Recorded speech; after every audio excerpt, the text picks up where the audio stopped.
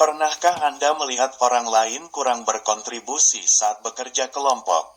Atau justru diri Anda sendiri yang sering melakukannya? Kebiasaan ini umumnya disebut sebagai social loafing.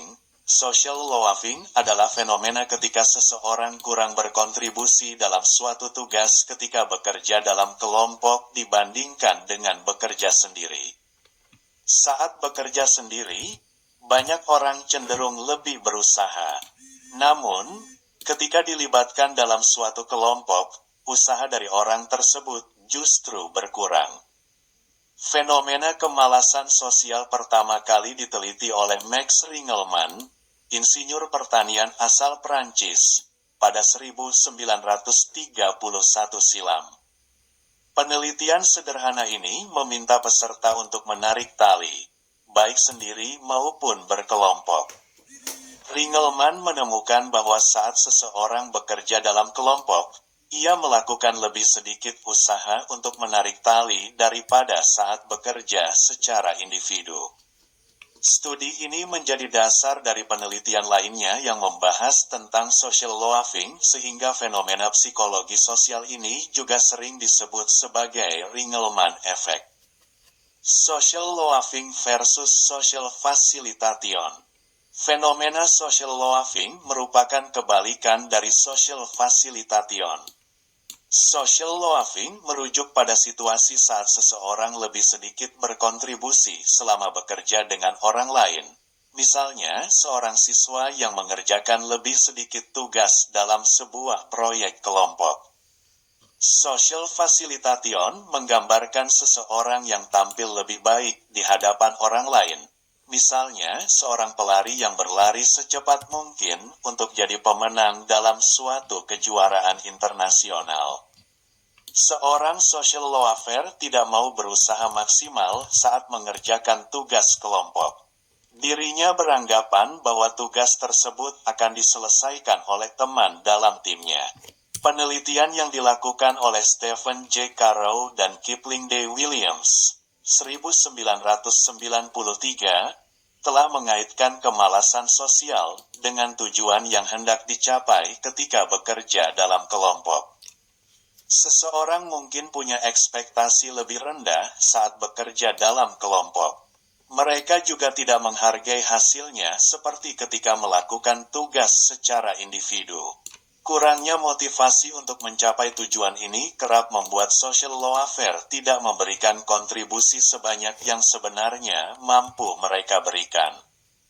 Dalam studi berjudul Social Loafing, A Review of the Literature, 2014, terdapat 4 faktor yang mampu menyebabkan fenomena kemalasan sosial.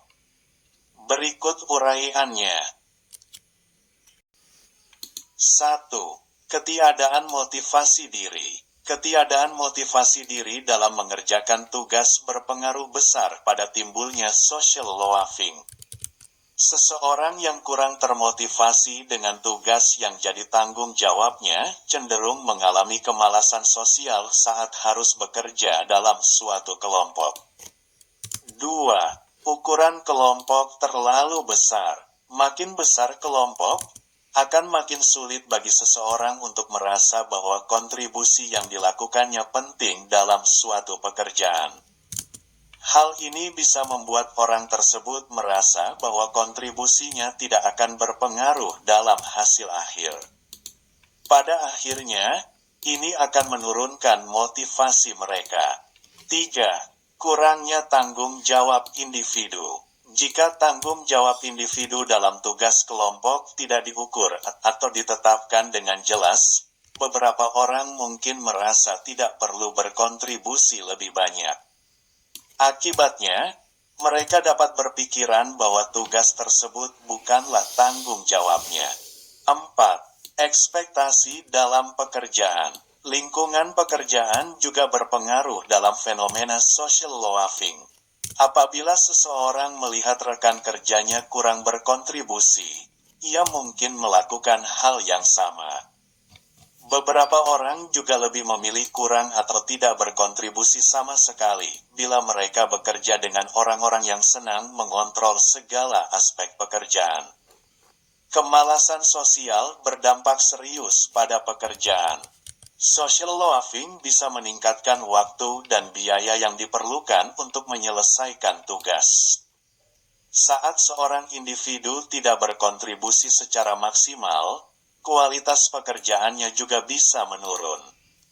Pekerjaan dapat tidak diselesaikan dengan baik atau hasilnya tidak sesuai standar yang diharapkan. Adapun beberapa cara yang dapat dilakukan untuk mengatasi social loafing yakni sebagai berikut. 1. Batasi ukuran kelompok agar setiap individu merasa kontribusinya penting. 2. Jelaskan tanggung jawab individu secara terperinci supaya tiap orang mengetahui perannya dalam mencapai tujuan kelompok. 3. Berikanlah umpan balik secara teratur untuk meningkatkan motivasi dan menunjukkan bahwa setiap kontribusi dihargai. 4. Jadwalkan pertemuan kelompok yang efektif, baik secara luring maupun daring, untuk meningkatkan komunikasi antara anggota kelompok. 5. Berikan insentif atau penghargaan untuk anggota kelompok yang berkontribusi lebih. 6. Terapkan sistem pengukuran kinerja individu yang terukur dengan jelas supaya setiap orang bertanggung jawab atas kontribusinya. 7. Tingkatkan kepercayaan antara anggota kelompok dengan membangun hubungan yang baik dan saling menghargai satu sama lain. Sebaiknya, hindari melakukan kemalasan sosial dalam ruang lingkup pekerjaan. Pasalnya, hal ini dapat memantik konflik antara Anda dengan anggota tim yang lain. Kurangnya kontribusi dapat dianggap sebagai bentuk ketidakadilan. Sering melakukan social loafing juga bisa menurunkan kepercayaan antar anggota dalam kelompok tersebut.